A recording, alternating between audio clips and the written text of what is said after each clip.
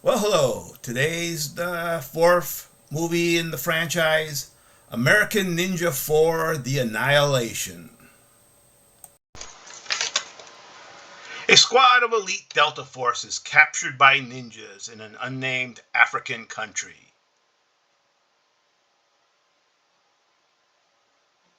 Naturally, the government then turns to Agent Sean Davidson, a ninja and his Urkel-like sidekick to help them out.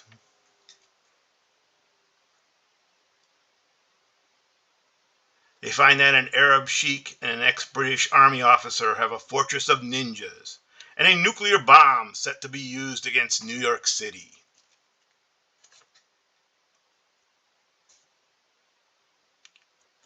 The two agents enter the African country and meet up with the local resistance.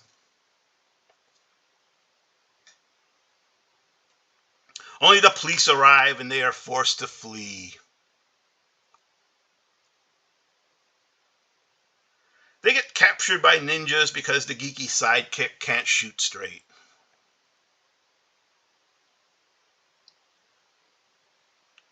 They are imprisoned in the fortress, about to be tortured and executed with the captive Delta squad.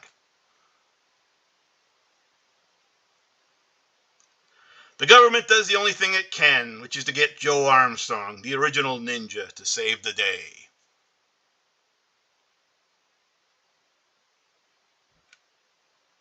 Joe goes to the resistance base of Sulphur Springs to enlist their aid.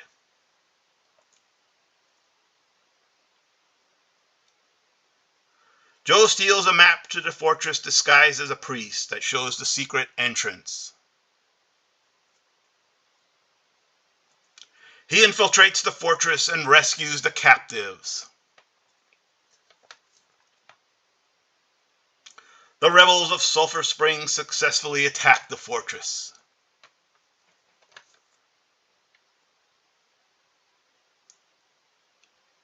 Both Joe and Sean defeat their adversaries and save the day.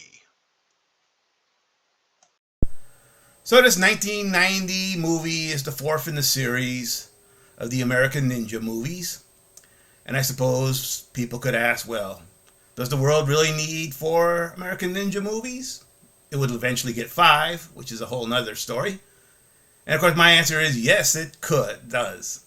I don't think you can never have enough American Ninja movies. I absolutely love these movies. It's another canon movie. It was filmed kind of in the declining days of canon when I believe it was in bankruptcy, and the Golan brothers there, whatever, got split up, and yeah, but it's still going.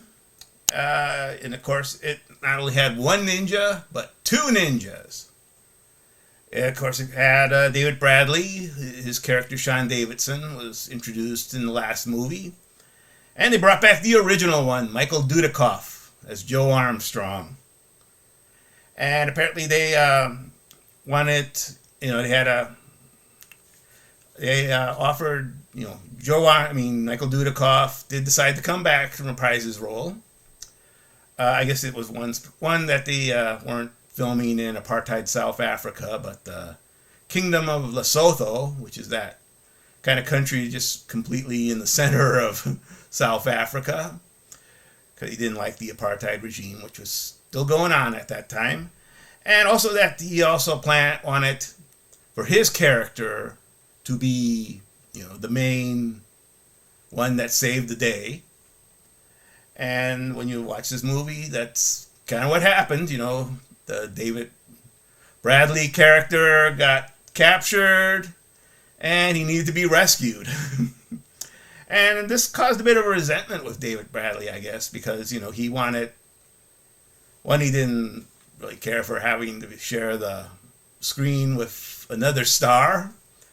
And also he wanted, the story to have them work in tandem and both save the day, but it didn't quite work out that way for him.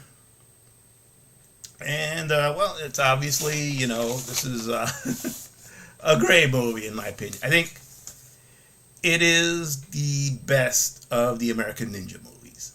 Now, reading reviews, that's probably not shared by everyone, but in My opinion, this is my favorite movie. I remember, renting it from the grocery store way back when on a Sunday afternoon, and I just fell in love with this movie. It was awesome.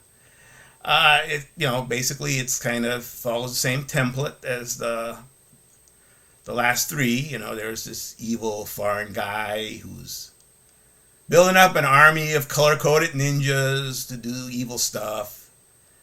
And this time, the stakes are raised a bit because there's actually a nuclear weapon involved that's supposed to destroy New York City, which, nowadays I think you'd be doing the world a favor if you nuke New York City. It's such a mess. And, it obviously had two ninjas, not one. Michael Dudikoff is my favorite ninja of the two.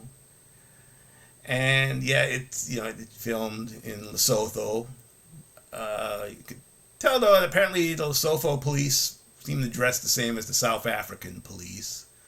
I mean, they seem to have the same uniforms. And that man, the Delta Force in this is just pathetic. I mean, these guys are supposed to be the most elite, and they get their ass kicked by these ninjas, but the rebels of Sulphur Spring, well, even half of them are armed with guns. The other half are spears and axes. There's a bunch that are just carrying frying pans.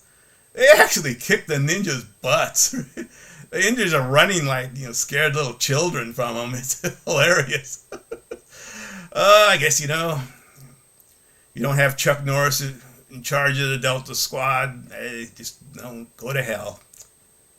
And that also brings me to the sad fact that Chuck Norris just recently passed away at 86 years old. And I love that guy. I mean, I thought death was scared of Chuck Norris, but in all honesty, Chuck was a very religious man and pointed out that, God really is in charge of everything. And God decided to call him back. And I guess, Satan needs a butt kicking. So we lost a great legend, but he lived a very full life. I mean, he lived longer than I probably will.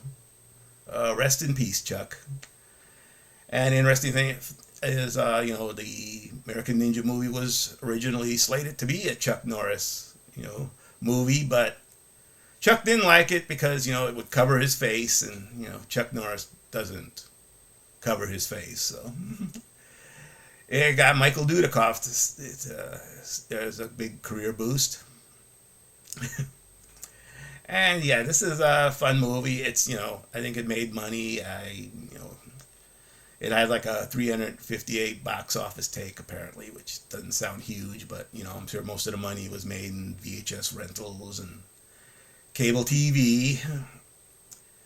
And yeah, this is without a doubt my favorite of the American Ninja movies. I will stand by that. This is my favorite. It's just filled with tons of goofy action and fun characters. So, if you stuck with me this long, I thank you. You're a unique individual.